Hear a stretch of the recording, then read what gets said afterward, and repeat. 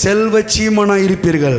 எப்படிங்க இன்னைக்கு இருக்கிற விலைவாசியில் என்னுடைய இந்த சூழ்நிலை மத்தியில் நான் எப்படி அப்படி செல்வச்சீமனாய் வாழ முடியும் அப்படின்னு கேட்டிங்கன்னா, அதுக்கும் பதில கர்த்தர் சொல்கிறாரு, அவருடைய காருண்யம் உன்னை பெரியவனாக்கும்.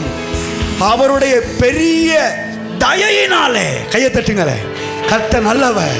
ஹல்லேலூயா. அவருடைய பெரிய தயையினாலே இஸ்ரவேல் ஜனங்கள் செல்வமாய் வாழ்ந்தார்கள், செல்வியாய் வாழ்ந்தார்கள். யோசேப்புக்கு தேவன் தயவு கிடைக்கும்படி செய்தார். பார்வோன் மன்னனுடைய கண்களில் கிடைத்த அந்த தயவு யோசேப்பை மகா பெரியவனாய் மாற்றிவிட்டது. ஹல்லேலூயா. அடிமையாய் உள்ளே போனவன் சில ஆண்டுகளுக்குள்ள அதிபதியாய் உட்கார்ந்து விட்டான். அது காரணம் என்ன தெரியுமா? தேவனுடைய தயவு.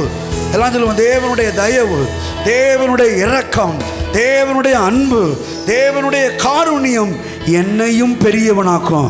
பாதி வெளியில விட்டு போகாது, நடுத்தருவில் விட்டுட்டு போக மாட்டாரு. எதற்காக என்னை அழைத்தாரோ அந்த நோக்கத்தை நிறைவேற்றுகிற வரைக்கும் கர்த்தர் என் கூட வருகிறார், என்னோடு நடக்கிறார், என் கூடயே இருக்கிறார். ஹல்லேலூயா.